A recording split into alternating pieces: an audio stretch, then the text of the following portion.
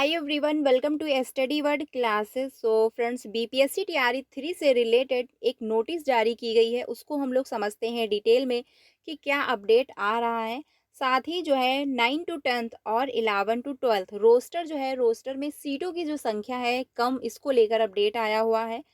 साथ में जो है टीआरई 4, क्योंकि टीआरई 4 का जो है इंतजार सभी अभ्यर्थी कर रहे हैं जिनका टीआरई 3 में सिलेक्शन नहीं हुआ है, या फिर जिनका अब सीटेट जो दिसंबर में देने वाले हैं, या फिर जो अभ्यर्थी पहले से क्वालिफाई हैं, वो सभी अभ्यर्थी जो है इंतजार कर रहे हैं टीआरई 4 का। तो कौन कौन अप्लाई कर पाएगा टीआरई 4 में, इसको लेकर भी अपडेट है। साथ ही जो है अदर स्टेट सावधान, जी हाँ, अदर स्टेट के लिए तो वीडियो वेरी इंपॉर्टेंट होने वाली है, क्योंकि टीआरई 1 एंड टीआरई 2 से रिलेटेड जो चयनित शिक्षक है उनके लिए एक नोटिस जारी की गई है। और ये जो नोटिस में डिक्लेयर किया गया है, ये अब टीआरई 3 में भी अप्लाई होगा और साथ ही टीआरई 4 में भी अप्लाई होने वाला है। तो वीडियो काफ़ी इंपॉर्टेंट होने वाली है, सारी इंफॉर्मेशन समझ लेते हैं डिटेल में। वीडियो में लास्ट तक बने रहिएगा। टीआरई 4 जो है या फिर टीआरई 3 जो नोटिस जारी हुई है, पहले उसको हम लोग समझते हैं। यहाँ पर फ्रेंड्स आप देख सकते हैं कि जो है 28/11/2024, यानी ये 28/11 यानी 28 नवंबर को जो है ये नोटिस डिक्लेयर हुई है, जिसमें टीआरई 1 में जो है नियुक्ति हेतु न्यूनतम आर्द्रता नहीं होने पर जो है स्पष्टीकरण समर्पित करने के संबंध में। ठीक है, तो ये एक नोटिस जारी हुई है, जिसको हम लोग पहले समझते हैं कि क्या इंफॉर्मेशन है इसमें। उपर्युक्त विषयक अंकित करना है कि हदो हस्ताक्षरित कार्यालय जो है विज्ञापन संख्या इतने में, दिनांक इतने में। ठीक है, बीपीएससी टीआरई 1 में नियुक्ति शिक्षकों के सीटेट में जो है प्राप्तांक के आधार पर न्यूनतम जो है अर्हता की जांच हेतु संबंधित कागजात की मांग की गई थी। शैक्षिक प्रशिक्षण योग्यता संबंधी प्रमाण पत्रों की जो है कोटिवार जो है जांचों उपरांत आप सभी की अर्हता निर्धारित मापदंड से जो है कम पाई गई। ज्ञात हो कि बीपीएससी विज्ञापन के अवलोक में किसी भी प्रकार के आरक्षण का लाभ सिर्फ बिहार के राज्यों के निवासियों को ही दे है। बिहार लोक सेवा आयोग द्वारा जारी दिशा निर्देश एवं विज्ञापित के अवलोक में माननीय उच्च न्यायालय पटना द्वारा निर्गत जो है मान्य निर्णय के उपरांत निर्देशक माध्यमिक शिक्षा बिहार पटना के जो है प्राप्तांक इतने में जो है प्राथमिक शिक्षा विभाग बिहार पटना के प्राप्तांक इतने में के द्वारा स्पष्ट किया गया है कि बिहार राज्य के बाहर महिला अभ्यर्थियों को शिक्षक पात्रता परीक्षा में उत्तीर्णांक हेतु जो है 5% की छूट दे नहीं होगा। ठीक है, जो है निर्देश दिया जाता है कि आप सभी 3 दिनों के अंदर अपना जो है साक्ष्य आधारित स्पष्टीकरण समर्पित करें, क्योंकि जो है नहीं अर्हता पूर्ण नहीं करने के फलस्वरूप आपके नियुक्ति पत्र को निरस्त करते हुए आपकी सेवा समाप्त कर दी जाए। समयावधि में जवाब प्राप्त नहीं होने की स्थिति में यह माना जाएगा कि इस संबंध में आपको कुछ नहीं कहना है, एवं जो है तदावलोक में आपको विभागीय नियमानुसार सेवा मुक्त कर दी जाएगी। ठीक है, ये जो है एक नोटिस जारी हुई है टीआरई 1 से रिलेटेड। अब इसमें जो है क्या बात है, बात ये है कि सीटेड में जो 90 नंबर नहीं थे, इसी वजह से जो है अभ्यर्थी बाहर हो रहे हैं। मतलब ये जो प्रोसेस स्टार्ट हुआ था टीआरई 1 एंड टीआरई 2 से, जो चयनित शिक्षक थे जिनको बाहर किया जा रहा था, यानी जिनके डॉक्यूमेंट अनकम्प्लीट थे, या फिर जिनके सीटेट में 90 नंबर नहीं थे, या फिर जिन्होंने एस्टेट क्वालिफाई नहीं किया, या फिर कुछ बहुत सारे ऐसे जो है शिक्षक थे जिन्होंने अपना सिलेक्शन तो ले लिया, उसके बाद उन्होंने एस्टेट क्वालिफाई किया, उसके बाद उन्होंने सीटेट क्वालिफाई किया। तो ऐसी सिचुएशन में जो है बहुत सारे शिक्षक बाहर हुए।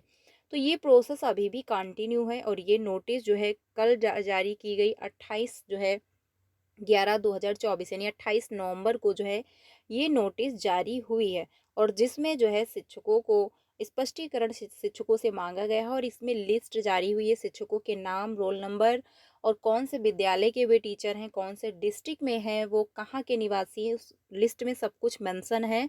तो जो है आप लोग देख सकते हैं। बाकी जो है इंफॉर्मेशन यही है कि अगर सीटेट में 90 नंबर नहीं होंगे, तो किसी भी सिचुएशन में आप बिहार में शिक्षक नहीं बन सकते हैं। अगर आपका सिलेक्शन भी हो गया है तो भी आप बाहर कर दिए जाओगे। तो टीआरई 4 में शामिल कौन होगा, ये भी एक सबसे बड़ा डाउट है।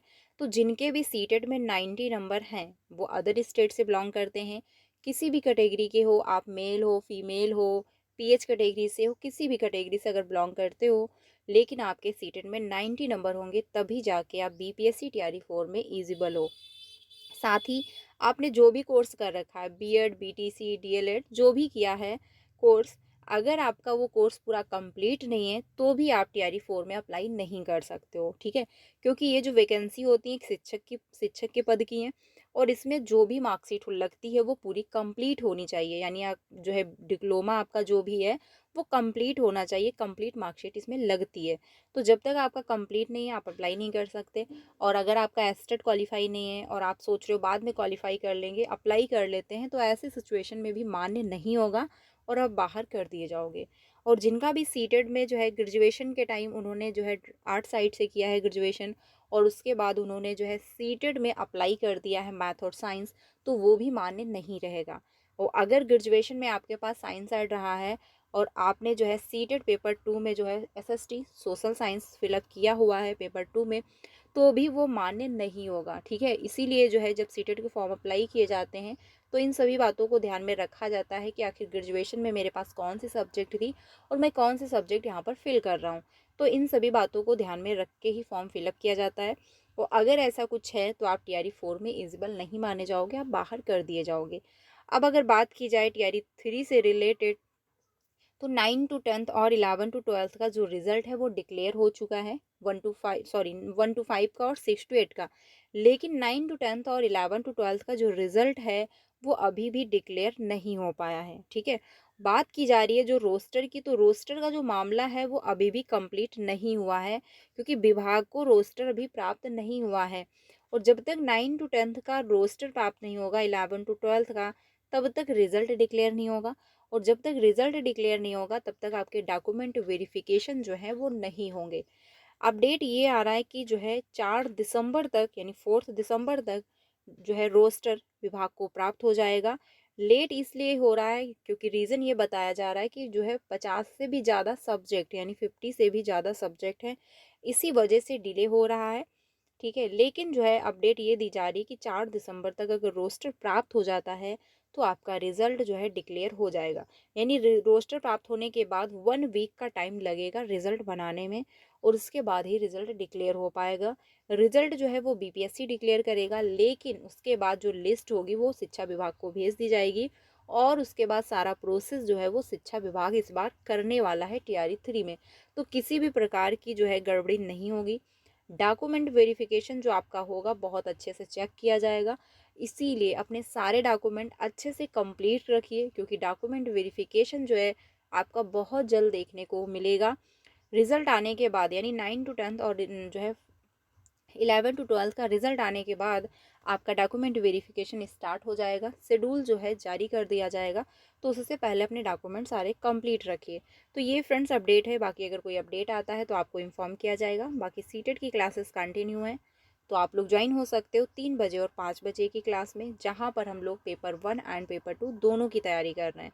तो डेली 3 बजे जो है और 5 बजे आप लोग ज्वाइन हो सकते हैं। वीडियो अच्छी लगी हो तो प्लीज़ लाइक कर दीजिएगा और अपने सारे फ्रेंड को शेयर करिएगा। बाकी अगर कोई ऑफिशियल अपडेट आता है तो आपको इन्फॉर्म ज़रूर किया जाएगा। मिलते हैं नेक्स्ट वीडियो में। Thank you.